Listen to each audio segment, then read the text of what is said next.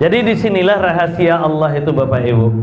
Malaikat maut tidak melihat abjad nama, malaikat maut tidak melihat pendidikan, panjangnya rentet gelar akademik, hebatnya kekuasaan, pangkat dan jabatan. Malaikat maut tidak melihat itu semua. Pokoknya kullu nafsin dha'iqatul maut. Apabila sudah datang ajal, idza jaa ajaluhum la yastakhiruna sa'atan wala yastaqdimun. Tak ada seorang pun yang bisa menahan. Meminta majukan tidak bisa, minta mundur pun juga tidak akan dapat. Kalau Allah sudah menetapkan. Kalau Allah sudah menetapkan. Maka Bapak Ibu, karena kita semua akan menghadap Allah Subhanahu wa taala, dan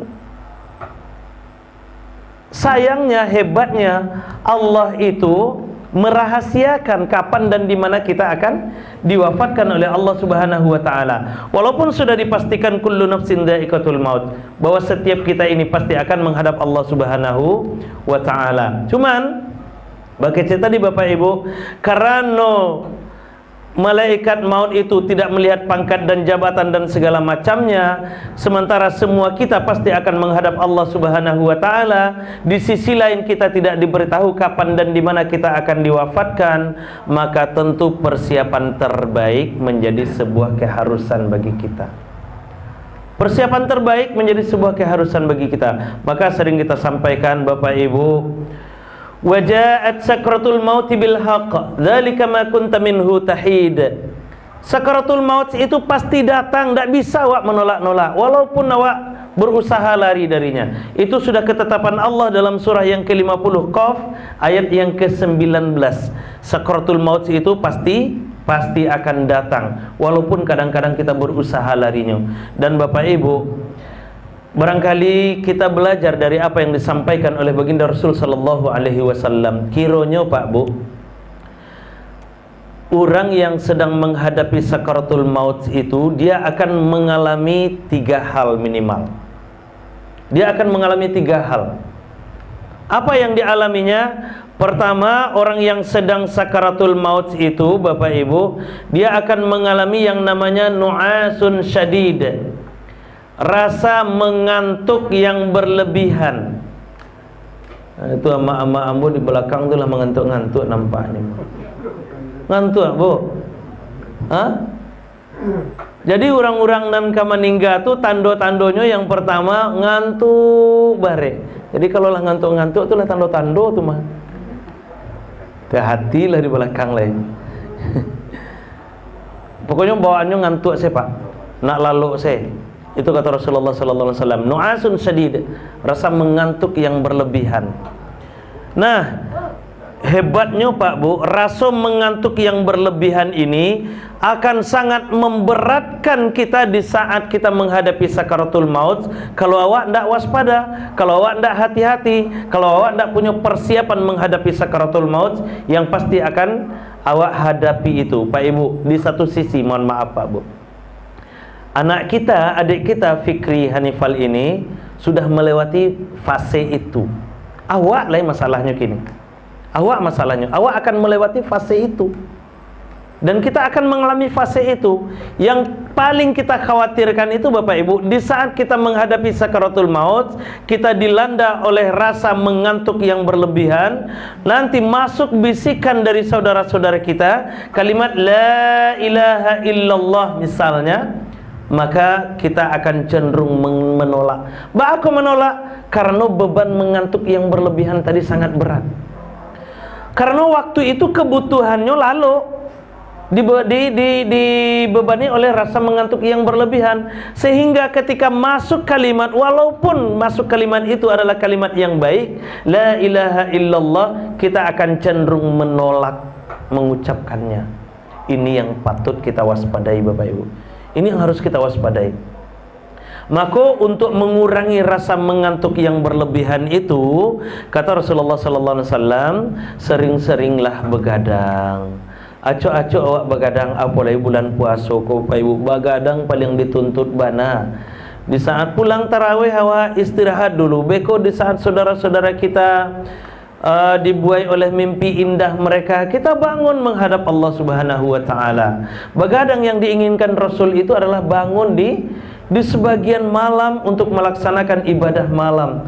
qiyamul lail, bertahajud. Jadi kiranya Bapak Ibu, kebiasaan awak bertahajud di keheningan malam bukan hanya sekedar mengantarkan kita ke tempat yang terpuji seperti yang dijelaskan di dalam surah Al-Isra, maqamam mahmuda. Tahajud bukan hanya sebagai tanda bahwa kita ini adalah hamba Allah seperti yang disebutkan di dalam surah Al-Furqan, wa ibadur rahmanil ladzina yamshuna 'alal ardi hauna wa idza khatabahumul jahiluna qalu salama wal ladzina yabituna li rabbihim sujada wa qiyama. Bukan hanya sekedar itu. Tahajud bukan hanya sekedar mengantarkan kita sebagai syarat utama untuk mendapatkan surga Firdaus seperti yang disebutkan dalam surah Adz-Dzariyat, kanu qalilan minal laili ma yahja'un. Orang-orang yang menginginkan surga Firdaus itu mereka melewati malam sangat sedikit sekali tidur. Mereka selalu bangun di keheningan malam. Bukan hanya sekedar itu Bapak Ibu. Di samping nanti kita akan dapatkan tempat yang terpuji, kita akan menjadi hamba Allah sejati, kita akan dapatkan surga Firdaus bersama Nabi. Tahajud, kebiasaan kita bertahajud akan mengurangi beban mengantuk di saat sakaratul maut.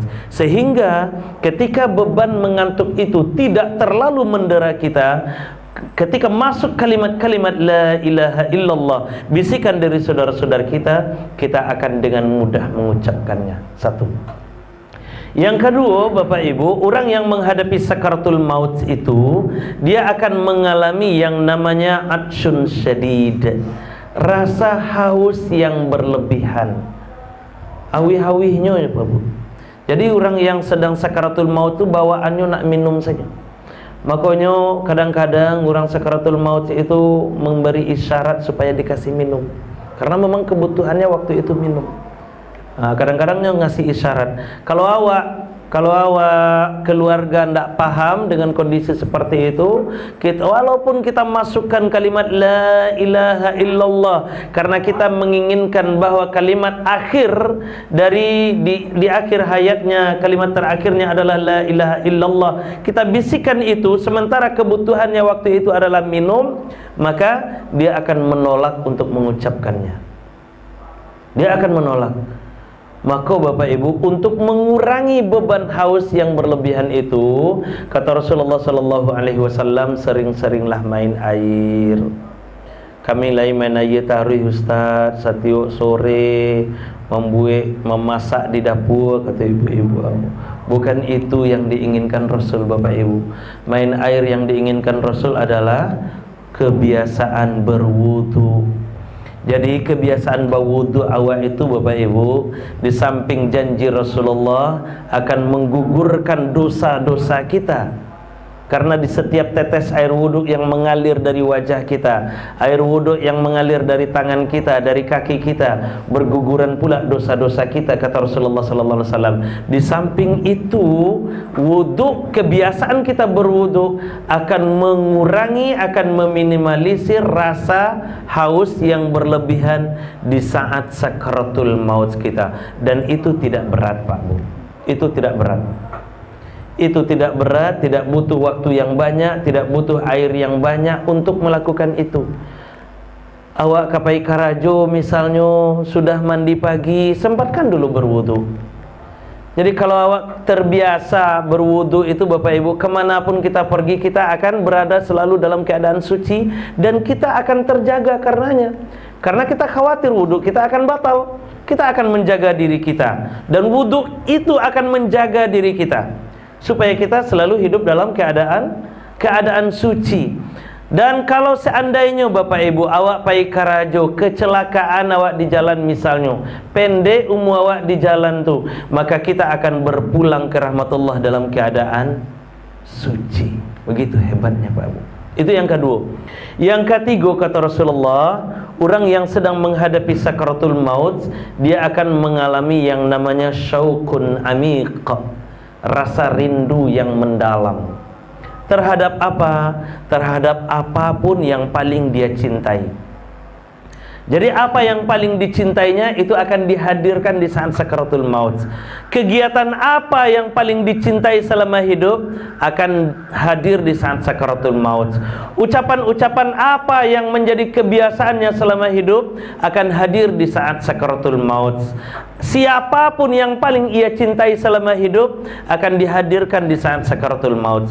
Maka tidak heran awak Bapak Ibu, ada orang yang lah sakit sekian hari, koma, sampai hari, sampai malam, ndak pulang, ndak pai-pai, ndak berpulang ke rahmatullah. Datang anak beliau dari rantau, batamu sabanta, langsung berpulang. Berarti itu yang ditunggunya.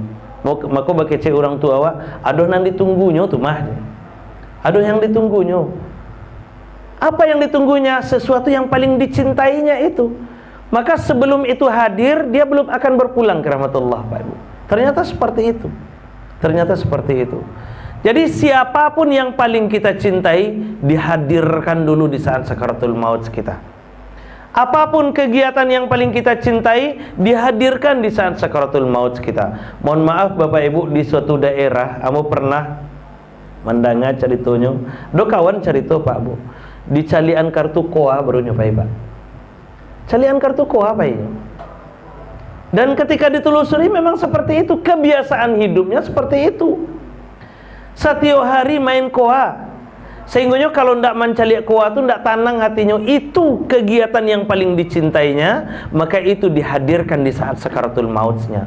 Kan alangkah malunya keluarga yang ditinggalkan, jadi bahan pergunjingan. Papa sianmu tu lah kamati lah kamati masih koa juga pengananya. Mama sianmu tu lah kamati masih bercari-cari nyo. Malu kita. Kalau awak yang kapai oke lah. Tapi bagaimana dengan keluarga yang kita tinggalkan? Kasihan sekali menjadi pergunjingan, menjadi fitnah di tengah-tengah masyarakat.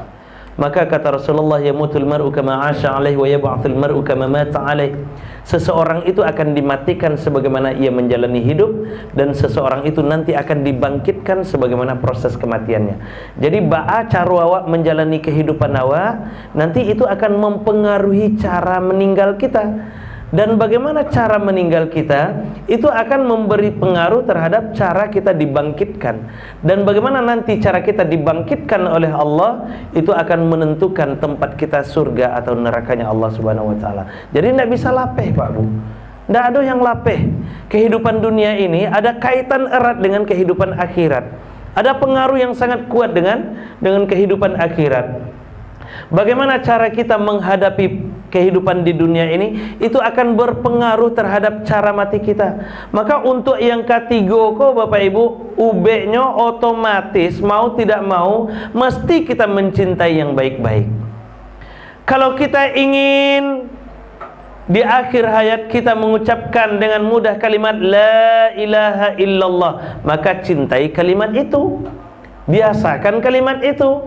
Ibu-ibu ambo misalnya memasak manggil yang lado, mulai manggil yang lado tuh Bu, mulai dengan bismillah, lata-lata ladonyo, ladiagia garam, bawang segala macam, ka manggil yang tuh bismillahirrahmanirrahim, langsung bertahlil la ilaha illallah, la ilaha illallah, sampai lado lume bara la ilaha illallahnya tuh. Jadi tidak mau tawa tuh. Tapi kini kami menggilang lado ndak coba tu lado Ustaz, jo blender. Oh lain coba tu lado Bu. Lain alhamdulillah. Dicobakan nanti Bu. Bisa manih lado Ibu tu begitu mah. Tak lama beku apa makanannya tu. Jadi biasakan, tapi ndak usah kare-kare. Kalau kare-kare beku bertanya lo anak sajak bilo lo mama bentuk itu tuh kan. Jadi berdesis saja, kita lafazkan kalimat la ilaha illallah, kita basahi bibir kita dengan kalimat-kalimat zikir seperti itu. Kalau bibir kita selalu basah dengan kalimat-kalimat zikir seperti itu, insya Allah kalimat itu nanti akan hadir di saat sakaratul maut kita. Akan hadirnya Bapak Ibu, akan hadir. Maka ndak heran awak ada orang yang meninggal itu dengan wajah yang berseri-seri, dengan senyum yang sumringah, dengan mudahnya mengucapkan kalimat la ilaha illallah. Karena apa? Karena memang selama hidupnya ia mencintai kalimat itu. Maka itulah yang dihadirkan di saat sakaratul maut. Maka bahasa sederhananya untuk poin yang ketiga ini, mari kita desain kematian kita seindah kita mendesain kehidupan kita.